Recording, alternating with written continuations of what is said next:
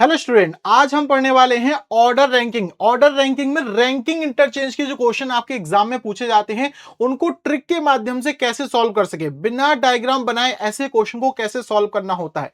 सबसे पहले आप देखेंगे कि इस प्रश्न में यहां पर आपके दो व्यक्ति हैं जिनके यहां पर आपको पहले तो रैंक दिए गए हैं, उसके बाद यहां पर उनकी रैंक को इंटरचेंज कर दिया गया। तो क्वेश्चन में आप देखोगे तो इंटरचेंज जरूर लिख कर आएगा कि दो पर्सन हैं जिनके पहले के रैंक आपको दिए गए हैं कि जो रोहन है वो रोहन की अगर हम पोजीशन की यहां पर बात करें तो उसकी पोजीशन कितना दिया आपको 21। ठीक है, 21 यहां पर आप देख सकते हैं रोहन की यहां पर आपको क्या है पोजीशन दी गई है।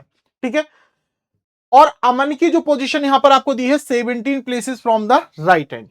जब दोनों ने इंटरचेंज कर लिया तो इंटरचेंज होने के बाद रोहन का रैंक कितना हो गया, 17 हो गया।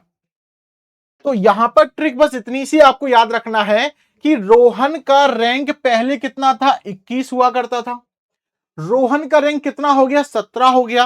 तो रैंक या तो कम होता है या रैंक ज्यादा हो जाएगा। तो यहां पर आप देख सकते हैं रैंक आपका कम हो गया। नंबर जो आपका 21 था, आप देख सकते हैं 21 से नंबर 17 हो जाना कितना कम हुआ, -4 हुआ। क्या हुआ, -4। तो रोहन का रैंक 21 से 17 होने का मतलब -4 हुआ है। तो अमन का रैंक, जो अमन यहां पर है जो 17वें नंबर पे था, इसमें भी क्या हो जाएगा, -4 हो जाएगा। -4 इसमें कर दीजिए तो इसका आंसर 13 हो जाएगा। तो रैंक इंटरचेंज का कंसेप्ट क्या क्या बनता है कि एक व्यक्ति की रैंक में जितना भी चेंज होता है दूसरे व्यक्ति की रैंक में उतना ही चेंज करना है। अगर एक व्यक्ति की रैंक बढ़ जा रही है तो दूसरे व्यक्ति की रैंक को बढ़ा देना है। अगर एक व्यक्ति की रैंक कम हो रही तो दूसरे की रैंक को कम करना है। लेकिन सावधानी क्या रखनी है, सावधानी क्या करनी है जिससे क्वेश्चन आपका गलत हो सकता है। जो ट्रिक आपको मैंने बताई है ये आपको तब तक यूज करना है जब तक आप देख सकते हैं कि यहां पर रोहन का जो रैंक दिया है वो लेफ्ट साइड से दिया है, तो बाद में भी रोहन का जो रैंक है वो लेफ्ट साइड से ही होना चाहिए। आप देख सकते हैं अमन का रैंक जो आपको राइट साइड से दिया गया था पहले, बाद में भी अमन का रैंक राइट से ही पूछा गया है। तो किसी भी व्यक्ति का रैंक अगर पहले लेफ्ट साइड से था बाद में भी लेफ्ट होना चाहिए, किसी व्यक्ति का रैंक पहले राइट था तो बाद में भी राइट होना चाहिए। अगर ऐसा है तो एक व्यक्ति की रैंक में जितना भी चेंजेस होगा, प्लस का चेंज होगा तो प्लस करना है, माइनस का होगा तो माइनस करना है। इससे आपका आंसर कुछ ही सेकंड में आ जाएगा। इसमें आपको डायग्राम बनाने की फिर आपको जरूरत नहीं पड़ेगी। तो यहां पर दो पर्सन होंगे, दोनों पर्सन का आपको पहले का रैंक दिया है, फिर इंटरचेंज होने के बाद एक व्यक्ति का रैंक दे दिया गया है, दूसरे का रैंक आपको बताना था। सिमिलर टाइप का क्वेश्चन मैं आपको दूसरा आपको कराने जा रहा हूं कि ऐसे प्रश्न को कैसे सॉल्व करेंगे। तो आप फिर से देखेंगे इस क्वेश्चन में कि यहां पर अमित का जो रैंक है कहां से दिया है, लेफ्ट साइड से।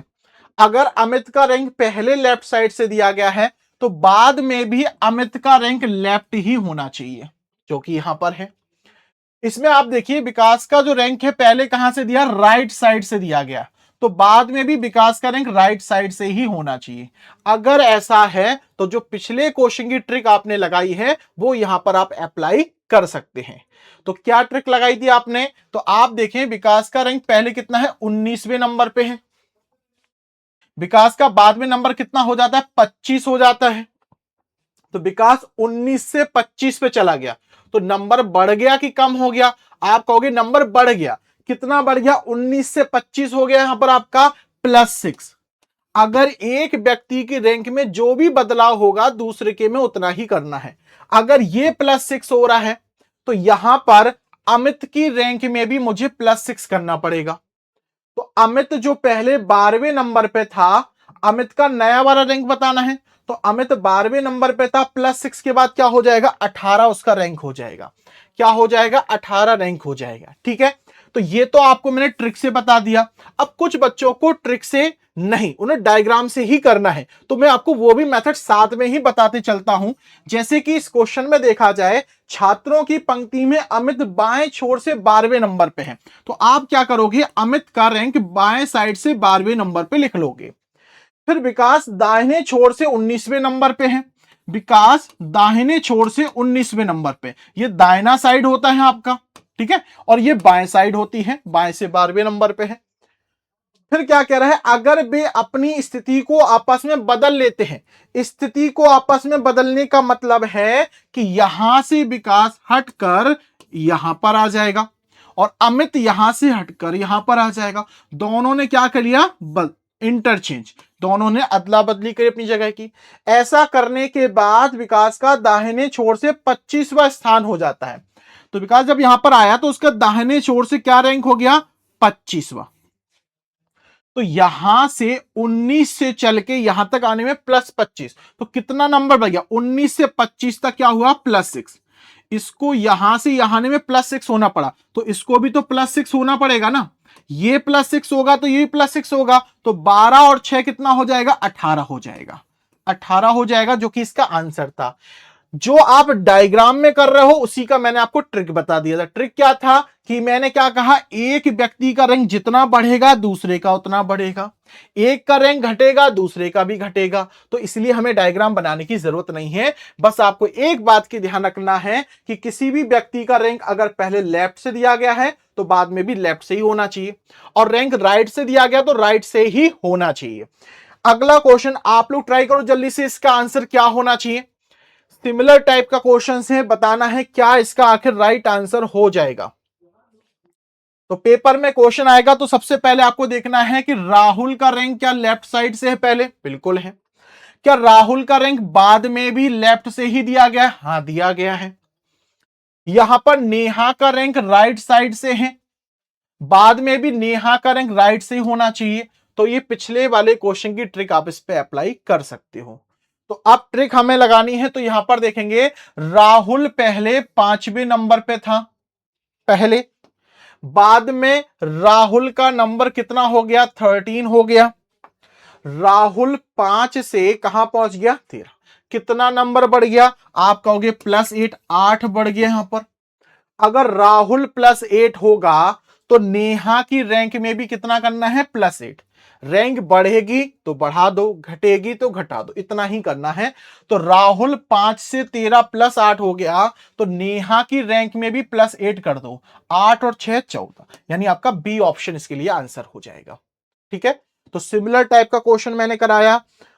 अब अगला क्वेश्चन आप देखेंगे इसका क्या आंसर होगा, और आपके मन में एक डाउट चल रहा है कि सर अभी आप कह रहे हैं कि ये ट्रिक हम तभी तक यूज कर सकते हैं जब उनके पोजीशन लेफ्ट तो लेफ्ट, राइट तो राइट होना चाहिए, लेकिन अगर पेपर में कुछ और आ गया तो हम क्या करेंगे।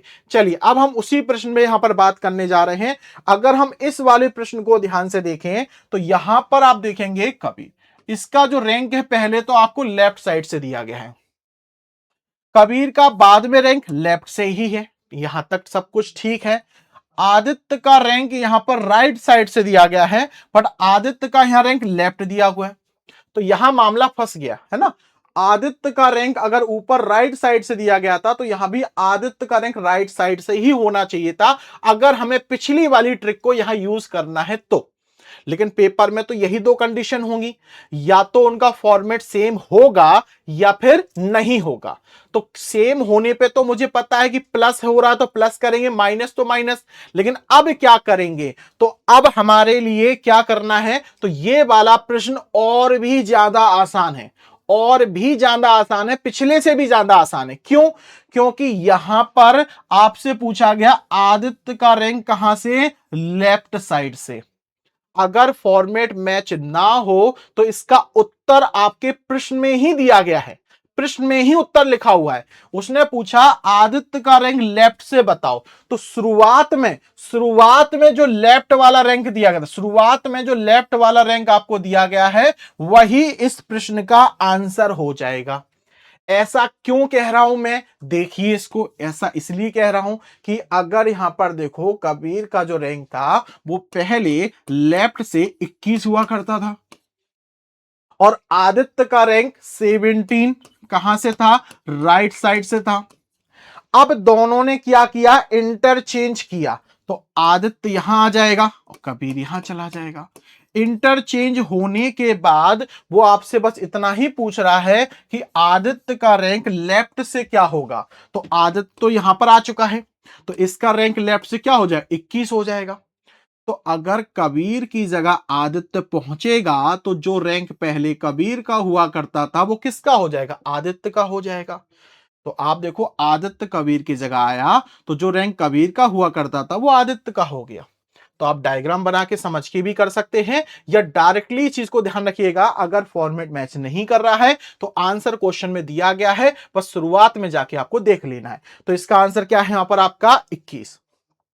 अगला क्वेश्चन जल्दी से आप लोग बताइए इसका क्या आंसर हो जाएगा, यहां पर क्या होगा इसका आंसर, जल्दी से यहां पर देखिए। तो यहां पर भी सेम वही काम आपको करना है कि गौरव का रैंक, जैसे आप देखो गौरव का रैंक यहां पर कहां से पूछा गया, राइट से पूछा गया, कहां से, राइट से। जबकि गौरव का रैंक ऊपर कहां से दिया, लेफ्ट से। फॉर्मेट मैच नहीं कर रहा है ना। अगर गौरव का रैंक पहले लेफ्ट था तो बाद में भी तो लेफ्ट होना चाहिए था ना, बट ऐसा नहीं है। तो अब यहां पर मैं क्या करूंगा कि गौरव का रैंक राइट से पूछा गया, शुरुआत में जो राइट वाला रैंक आपको दिया ना वही आपका आंसर हो जाएगा। शुरुआत में आपको राइट वाला कितना रैंक दिया है, यहां पर शुरुआत में राइट आपको दिया है 19, तो 19 ही इस क्वेश्चन का आंसर है। शुरुआत में आप देखिए गौरव का रैंक राइट से बताना है, स्टार्टिंग वाला राइट देखो, स्टार्टिंग वाला राइट कितना आपका 19, तो 19 इस क्वेश्चन का आंसर हो जाएगा। क्यों हो जाएगा, क्योंकि गौरव ने किससे इंटरचेंज किया, तो गौरव गया होगा कुणाल की जगह पे। कुणाल पहले राइट से 19 हुआ करता था, अब वो कौन हो जाएगा, गौरव राइट से 19 हो जाएगा, और वही आपसे पूछा गया था। तो रैंकिंग इंटरचेंज के क्वेश्चन को इतने आसानी से आप सॉल्व कर सकते हैं।